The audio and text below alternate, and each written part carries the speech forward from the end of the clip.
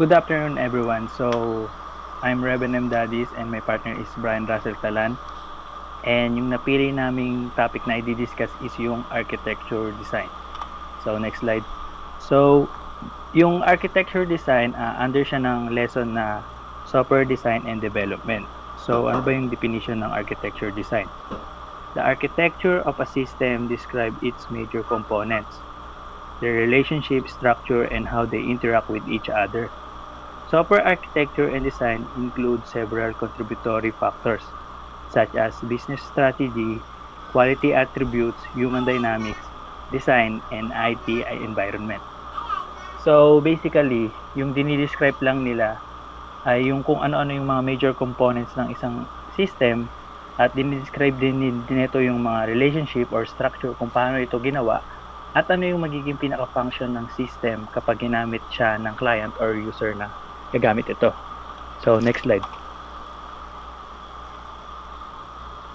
So, we can segregate software architecture and design into two distinct phases, software architecture and software design. In architecture, non-functional decisions are cast and separated by the functional requirements. In software design, functional requirements are accomplished. So, yung architecture design, nahati nga siya sa dalawa, which is yung software architecture and software design. So, makikita natin dito sa diagram, yung software architecture, makikita natin siya nasa gitna, sabay yung limang contributory factor niya, which is yung quality attributes, design, business strategy, IT environment, saka human dynamics. So, next slide. So, ano nga ba yung definition ng software architecture? Architecture serves as a blueprint for a system. It provides an abstraction to manage the system complexity and establish a communication and coordination mechanism among components. It defines a structured solution to meet all the technical and operational requirements while optimizing the common quality attributes like performance and security.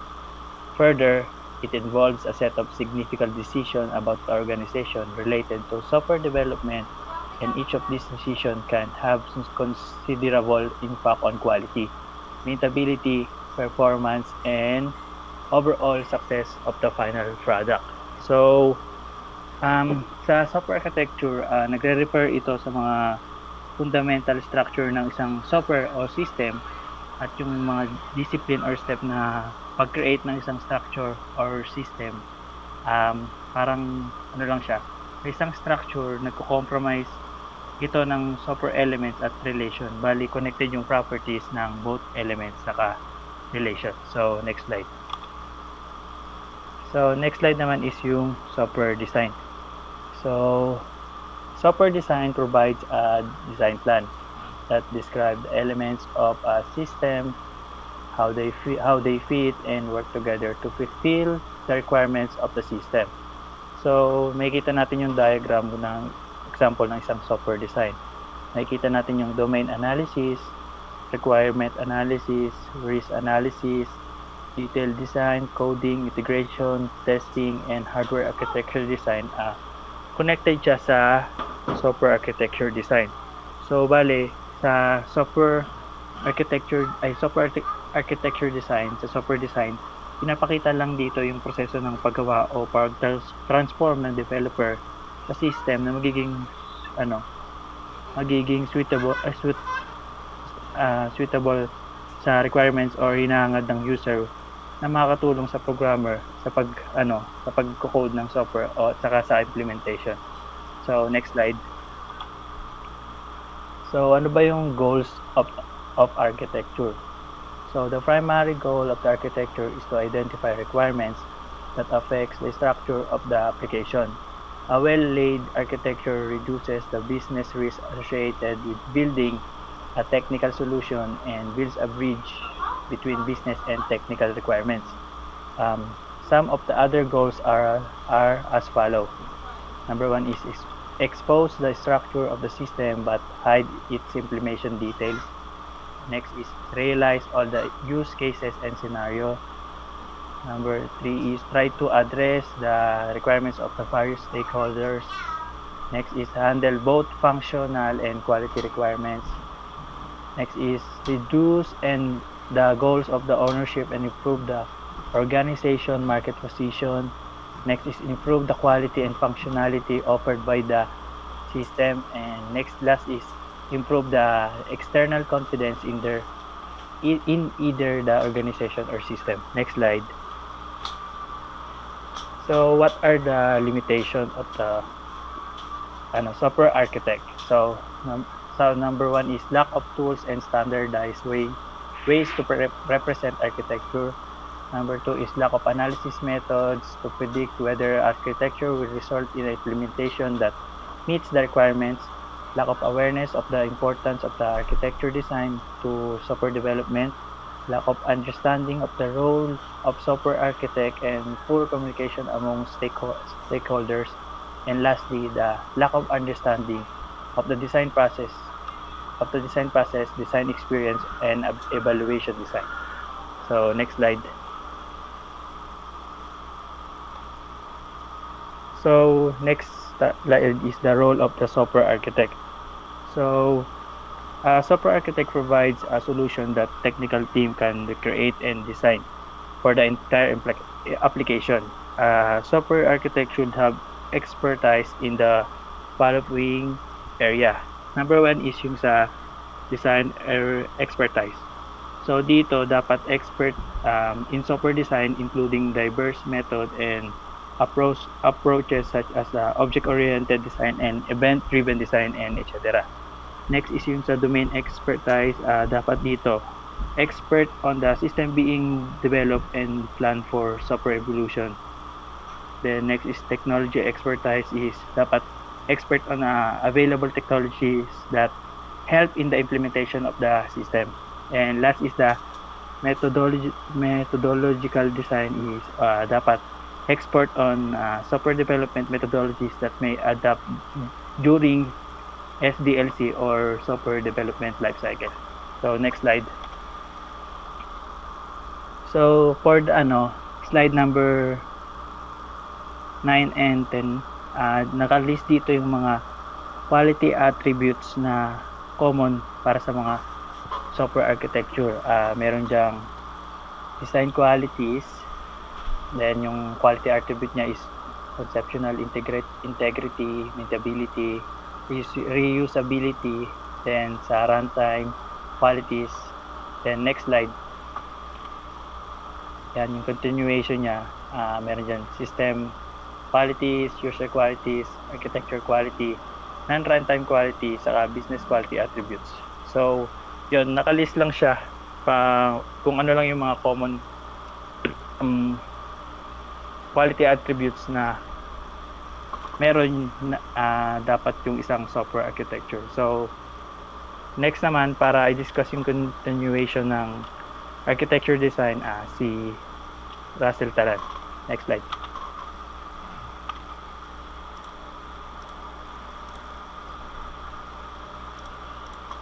Oops. Okay. As for the architecture designs, I will be presenting ito muna, yung meaning muna ng architecture design. The software needs the architectural design to represent the design of software. According to Institute of Electrical and Electronic Engineers, the process of defining a collection of hardware and software components and their interfaces to establish the framework for development of a computer system. The software that is built for computer-based system can exhibit one of these many architectural styles. Each style will describe a system category that consists of a set of components. Example is a database, computational modules that will perform a function required by the system. Set of connectors will help in coordination, communication, and cooperation between the components. Conditions that how components can be integrated to form the system. Semantic models that help the designer to understand the overall properties of the system. The use of architectural styles is to establish a structure for all the components of the system. And here are some architectural styles. The first one is data-centered architectures. A data store will reside at the center of the architecture and is accessed frequently by other components that update, add, delete, or modify the data present within the store. This data-centered architecture will promote integrability. This means that the existing components can be changed and new client component can be added to the architecture without the permission or concern of other clients. Data can be passed among clients using Blackboard mechanism. Ano ba yung Blackboard mechanism? Blackboard mechanism or Blackboard architecture style, the data is stored is active and its clients are passive. Therefore, the logical flow is determined by the current data status in data store. Here is the illustration. We have the Blackboard, the knowledge source or customer, then the controller. It has a Blackboard component acting as a central data repository, and the internal representation is built and acted upon by different computational elements. The next is repository architecture styles. Unlike the Blackboard architecture style, in repository architecture style, the data stored is passive and the clients or software agents of the store are active. Which control the logic flow, the participating components check the data store for changes. So, kung sa Blackboard kanina, parang anytime pwede magpalit yung mga client or yung knowledge source. Dito naman sa repository architecture style, kailangan niya dumaan sa repository tapos hindi siya basta-basta na siya change, na-notify yung system kung may changes ba na nangyari. May planning yan, may analyze, produce, testing, and maintenance, such as mga ganun. Next is data flow architectures. This kind of architectures is used when input data to be transformed into output data through a series of computational manipulative components. Such, parang yung sinabi ditong computational manipulative components, pwede natin siyang sabihin din yung kanina sa repository, which is planning, analyze, produce, and testing. Ganun. Pipes are used to transmit data from one component to the next. Each filter will work independently and is designed to take data input of a certain form and produce data output to the next filter, a specified form. The filters don't require any knowledge of the working of neighboring filters. If the data flow degenerates into a single line of transforms, then it is termed as batch sequential. This structure accepts the batch of data and then applies a series of sequential components to transform it. So, ano ba ibig sabihin nun? Wait lang. Ito muna. Pipe and filter. So, sinabi kanina na yung pipes, siya yung nagtatransmit ng data from one component to the next. And tapos yung each filter, may kanya-kanya silang work or activities na hindi nila kailangang malaman yung concern na itong, kunyari, yung receipt, hindi niya, although, yung, parang pinapasa niya dito.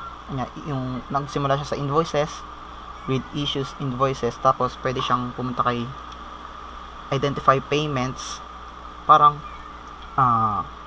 sequential pa rin siya in a way na pipe and filter ginamit, tapos hindi siya isang line lang. Unlike dito sa batch sequential, mangyayari lang yung batch if yung buong data flow is straight lang.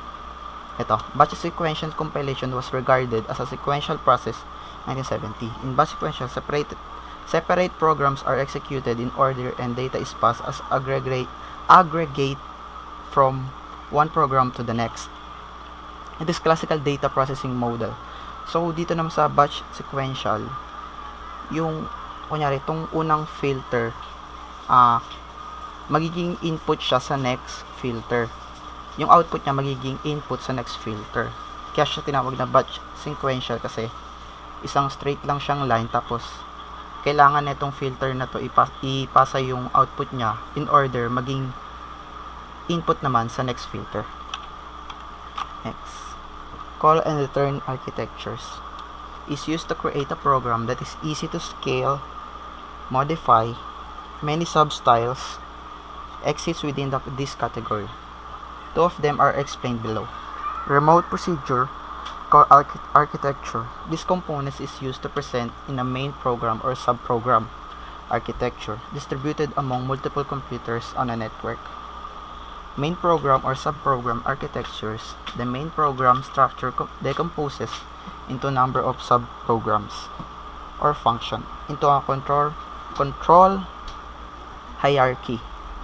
Main program contains number of subprograms that can invoke components. Itong call and return, sabi nga, it is used to create an easy to scale and edit program. Okay. Nice. Pinakamadali. Object-oriented architecture. The components of the system encapsulate data and the operations that must be applied to manipulate the data. The coordination and communication between the components are established via message passing. Layered architecture. For each layer doing a well-defined set of operations, several different layers are described. Every layer can do certain operations that are increasingly closer to the settings of machine instructions. At the outer layer, components will receive the user interface operations, and at the inner layers, the components will perform the operating system interfacing, communication, and coordination with OS. Intermediate layers to utility services and application software functions. So may ito natin dito yung ang tawag dito, outer layer, which is yung components, which at the same time siya yung user interface layer, application layer, utility layer, and core layer. That's all. Thank you for listening.